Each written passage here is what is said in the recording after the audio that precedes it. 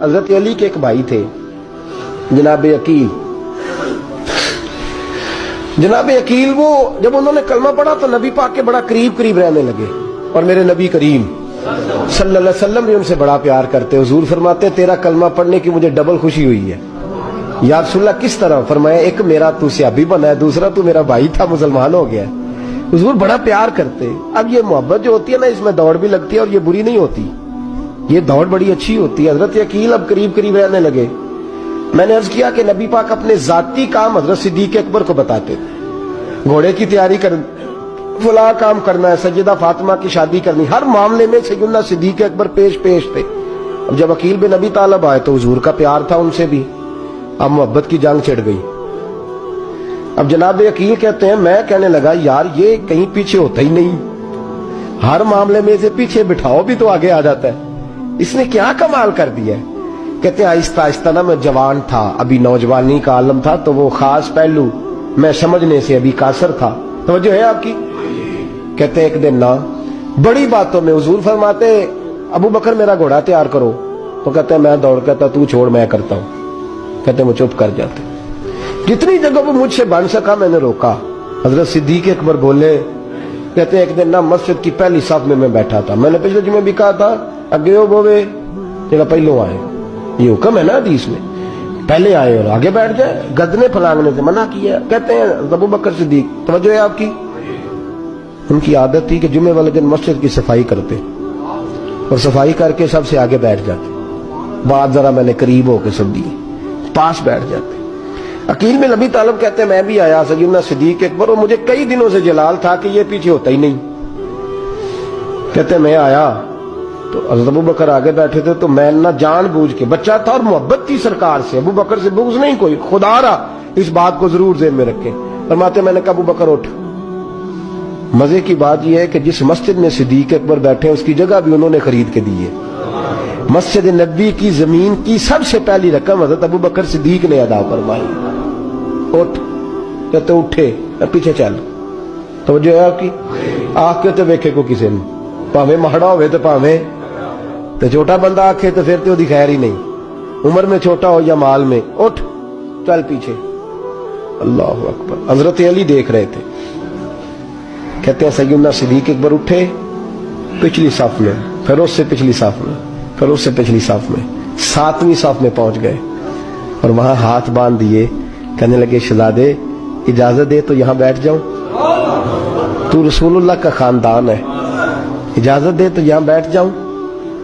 हजरत अकील कहते हैं बैठ जाओ। हजरत अबू बकर सिद्दीक चुप करके पीछे से जाए वही काफी है। 7वीं साफ, शहजादे यहां बैठ जाऊं। मैं बैठ जा।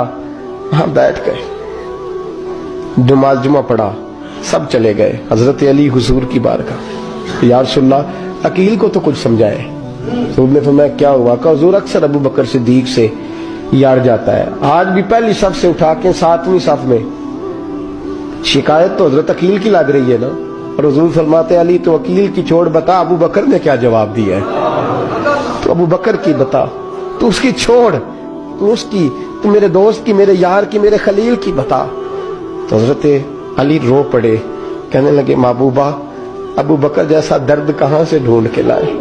एक बादशाह को वहम हो गया था अगर सुबह सुबह को बुरा बंदा मेरे मत्थे लग जाए तो मेरा काम नहीं होता।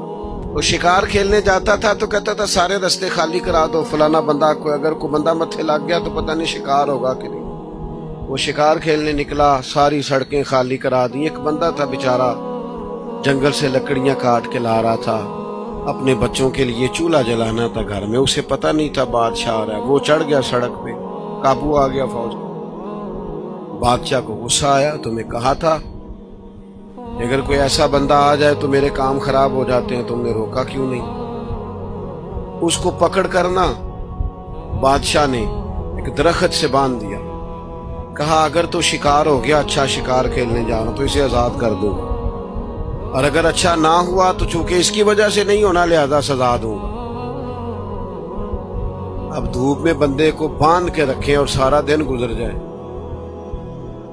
शाम को असर के बाद बादशाह वापस आया, कहने लगा खोल दो इसे, मेरा शिकार बड़ा अच्छा हुआ है। ورنہ میرے کو متھے لگ جائے تو میرے کام سارے خراب ہو جاتے ہیں، دن صحیح نہیں گزرتا۔ اب وہ صبح سے بیچارہ بندہ ہوا تھا، تنگ آمد بجانگ آمد، بندہ تنگ آئے پھر وہ سخت باتیں کرتا ہے۔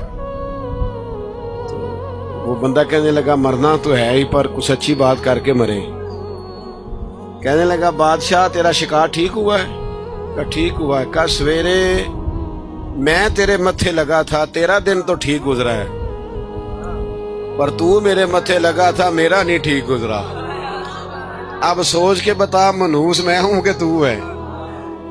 نحوست لیتے ہیں لوگ، جان بوجھ کر کمزور کرتے ہیں۔ میرے بھائی پکے ہو جائیں۔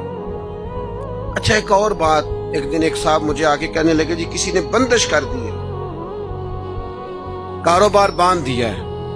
سچی گل دسیا جی، انج ہو سکتا ہے کہ اللہ کسی دے کر رزق کر لے تے راہ جو بندہ کو بن چڑے؟ ہوتا ہے ایسے؟ کن چکروں میں پڑے ہو بابا جی سرکار اور فلانے ہو؟ چھوڑیں آپ مصلی بچھائیں، اللہ کے حضور حاضر ہوں۔ بابا سچا وہ ہوتا ہے جو رب رسول کا رستہ دکھائے۔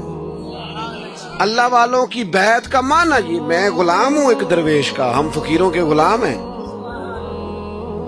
ہم تو غلامی پہ ناز کرتے ہیں، منم غلام علی حیدریم قادری۔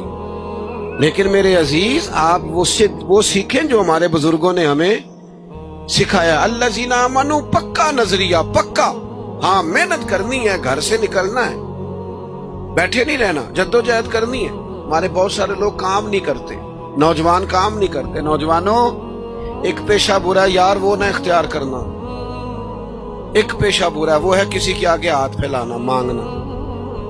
باقی جو صفائی کر کے جھاڑو دے کے رزق کمائے بڑا اچھا آدمی، جو سویرے اٹھ کے منڈی جائے ریڑھی لگائے وہ بڑا باعزت آدمی۔ ایک پیشہ برا وہ ہاتھ پھیلانا، ہاتھ نہیں پھیلانا کسی کے آگے، کسی دنیا دار سیٹھ نواب کے آگے نہیں جانا، کسی تگڑے رشتہ دار سے امید نہیں لگانی، امیدیں اللہ سے لگائیں۔ کمزور نہ بنے، طاقتور بنے۔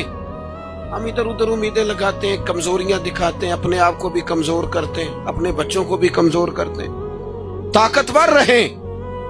اللہ کے پیارے حبیب علیہ السلام نے فرمایا صبح اس طرح گھر سے نکل جایا کرو جس طرح پرندے نکلتے۔ فرمایا اللہ پہ بھروسہ کر کے گھر سے نکلو، جو رب پرندوں کو پیٹ بھر کے روزی دیتا ہے تمہیں بھی عطا فرمائے گا۔